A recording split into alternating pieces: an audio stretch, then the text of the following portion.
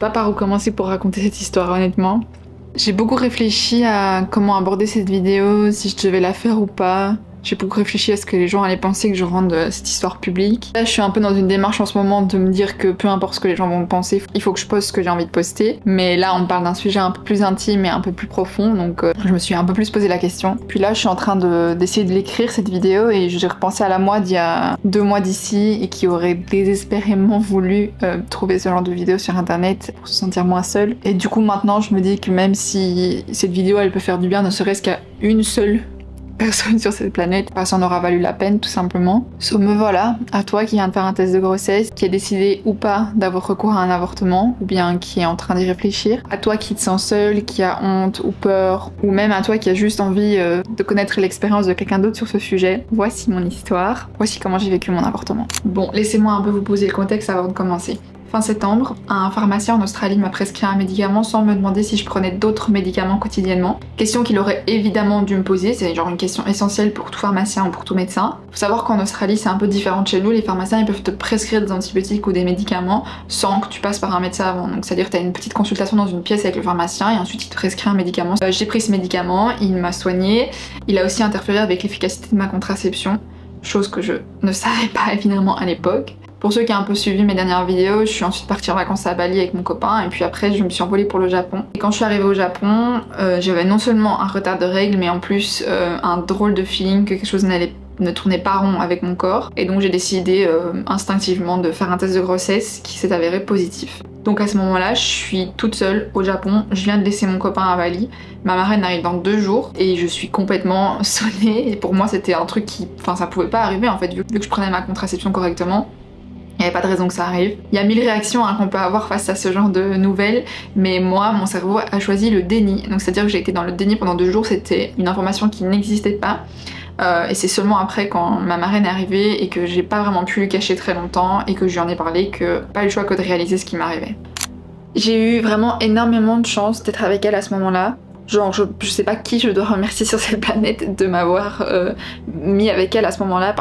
Et ça vraiment je dirais que c'est le truc qui m'a le plus aidé pendant toute cette période, c'est mon entourage. Et c'est le plus gros conseil que je pourrais vous donner. Choisissez bien de qui vous vous entourez. Je vous dis pas qu'il faut s'entourer de 40 000 personnes. Moi franchement il n'y avait pas énormément de personnes qui étaient au courant sur le moment. Je crois qu'on devait être genre 4-5.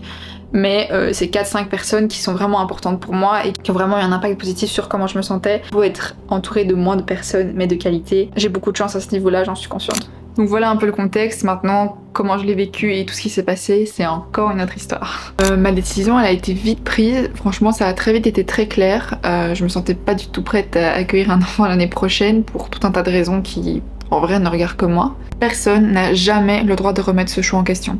Je le pensais déjà avant, mais maintenant que je l'ai vécu, je le dis encore plus fort.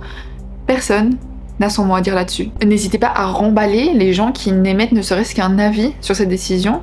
Il s'agit de votre liberté à disposer de votre propre corps et personne, même le corps médical ou votre famille ou peu importe qui, n'a son mot à dire là-dessus. Alors contrairement à ce qu'on peut penser, c'est pas parce qu'on est sûr de notre choix comme moi j'ai pu l'être que c'est pour autant facile et que c'est pour autant un choix facile à faire, non. C'est normal d'avoir des doutes, c'est normal de se remettre en question. Moi pour ma part, je souhaite vraiment être maman un jour, c'est vraiment un souhait pour ma vie future. Donc bah, évidemment je me suis remis en question, je me suis dit pourquoi pas, et qu'est-ce qui se passerait si, et machin, et je pense que c'est complètement normal, et que c'est même sain de se remettre en question. Maintenant il faut essayer de pas laisser toutes ces angoisses et toutes ces pensées prendre toute la place, et essayer de vraiment trouver au fond de vous ce que vous voulez vraiment, ce que vraiment votre corps vous dit, peu importe les conséquences financières, relationnelles ou autres.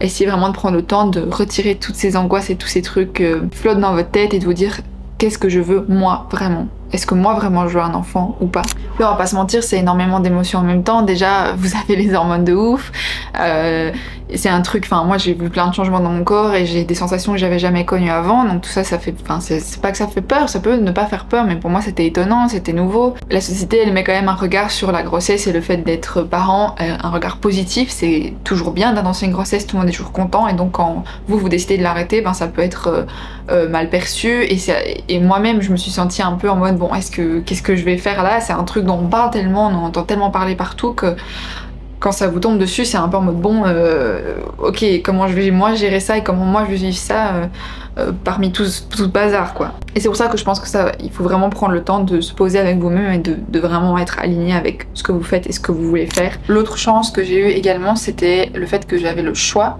J'avais le choix entre rentrer en Belgique ou retourner en Australie, deux pays où l'avortement est légal et encadré. Donc ça c'est une chance que malheureusement beaucoup de femmes n'ont pas. Du coup la décision que j'ai prise, ça a été d'écourter mon voyage au Japon pour rentrer en Australie. Non sans peine, hein, de laisser Rosa et le Japon, étant donné que c'était un voyage qu'on attendait depuis des années, pour ceux qui ont vu mon dernier vlog. Puis ça faisait presque un an qu'on s'était pas vu et moi j'avais vraiment travaillé dur en Australie, donc pour moi de devoir laisser ça et de devoir rentrer à Perth alors que c'était pas prévu, alors qu'on devait continuer les vacances et puis bouger et puis chic et puis tchac, le fait de devoir rentrer, dépenser énormément d'argent là-dedans, donc tout cet aspect pratique là c'était vraiment dur pour moi. Puis évidemment il y a l'aspect émotionnel et physique, mais bon ça va de soi. Une des choses hyper importantes à faire évidemment dès le début et que j'aurais dû faire plus tôt, c'est de se renseigner sur les lois dans chaque pays. Donc par exemple en Belgique vous pouvez avorter jusqu'à 12 semaines, qui n'est vraiment pas beaucoup. En Australie vous pouvez avorter jusqu'à 26 semaines. Hyper important quand même même si vous n'avez pas encore pris votre décision, de savoir les différentes options qui s'offrent à vous, notamment en termes de différentes procédures d'avortement. En Australie vous pouvez avorter avec des médicaments jusqu'à 9 semaines. C'est une intervention après, donc entre 9 et 26 semaines de grossesse. Moi je voulais pas avoir recours à une intervention. Du coup c'est aussi pour ça que j'ai pris la décision de rentrer en Australie pour être toujours dans les temps. Alors comment est-ce que ça se passe en Australie au niveau de l'avortement? En gros vous avez des centres exprès pour ça, donc vous ne devez pas passer par l'hôpital ni rien. Et alors en plus ce qu'ils ont ici c'est que vous pouvez tout faire par téléconsultation. Donc ça c'est vraiment super. Donc en gros j'ai eu un appel avec une médecin qui m'a posé plein de questions etc. Ensuite j'ai dû aller faire une échographie évidemment, donc ça c'est en physique hein, pour vérifier à combien de semaines j'étais etc. Et ensuite j'ai eu un deuxième appel avec la même médecin qui m'a expliqué toute la procédure, vraiment tout en détail etc. Qui m'a donné tous les contacts au cas où quelque chose se passait mal etc. Puis elle m'a ensuite envoyé les prescriptions, j'ai été chercher les médicaments à la pharmacie et j'ai pu procéder à l'avortement toute seule dans ma chambre d'hôtel. Moi j'étais vraiment terrorisée à l'idée de ce qui allait m'arriver physiquement, vraiment c'était la terreur en moi. J'avais l'impression que ça allait être insurmontable, que ça allait être horrible. Finalement si j'avais pu voir ce que ça allait être avant, genre j'aurais été tellement rassurée de voir qu'en fait j'étais complètement capable de passer à travers ça, et une part de moi le savait, mais j'étais terrorisée. Et bon bah ça je vous passe les détails, c'est pas très marrant, et au final je tiens à vous dire que votre corps est tellement bien fait et a tellement plus de ressources que vous pouvez penser. En tout cas c'est ce que j'aimerais pouvoir me dire à la moi d'il y a 2 mois. Je me suis juste répété tout le long que je pouvais le faire, que j'avais les ressources, que ça allait aller. J'ai respiré, j'ai vraiment été chercher toutes mes capacités pour gérer cette douleur et ce moment, et j'y suis arrivée, ça s'est bien passé. Ça aurait pas pu se passer mieux que comme ça s'est passé. Alors ça c'était pas un moment agréable que je souhaite revivre et que je souhaite à tout le monde de vivre, mais vous êtes capable et ça va sûrement très bien se passer. Alors aussi la chose qui vraiment moi m'a fait du bien, c'est qu'avant non seulement j'avais peur de ce qui allait m'arriver physiquement, mais j'avais aussi vraiment peur du jugement qu'on allait porter sur moi, de si les médecins allaient dire des choses, est-ce qu'on allait me traiter différemment. C'était vraiment un truc dont j'avais peur, et en fait le fait de passer par un centre spécialisé là-dedans, déjà j'ai eu affaire qu'à des femmes, et en plus j'ai eu affaire à des femmes dont c'est le métier en fait de dialoguer avec des femmes qui vont avoir recours à un avortement. J'ai vraiment senti dans leur voix, dans leur façon de faire, que vraiment elles savaient ce qu'elles faisaient, et que je me suis sentie hyper bien encadrée et pas du tout jugée, et au contraire soutenue et écoutée. En fait le seul désavantage que j'ai eu à le faire en Australie, il y en a eu 2, je pense, c'était le fait d'être loin de mes proches quand même si j'avais Adam. Et le deuxième c'était le prix évidemment, parce que ça du coup c'était super cher, parce que j'ai pas droit à une assurance médicale australienne, vu que j'ai pas de résidence permanente, que je suis en visa temporaire ici. Du coup j'ai dû payer plein pot, donc ça c'était pas chouette, alors que si je l'avais fait en Belgique ça aurait été gratuit. Maintenant j'aurais quand même dû payer mes billets d'avion pour rentrer, mais voilà, c'est un peu le seul inconvénient que j'ai trouvé à le faire en Australie, c'était vraiment le prix, ça il faut le dire. Si l'une d'entre vous a besoin de conseils plus précis, n'hésitez pas encore une fois à m'envoyer un message, je me ferai un plaisir de vous répondre et de vous dire comment moi ça s'est passé précisément dans les détails, que je vais pas exposer ici sur internet, mais voilà, si jamais, ma porte est ouverte. Alors pourquoi est-ce que je suis assise là par terre dans mon ouverture jeunesse en train de vous raconter tout ça?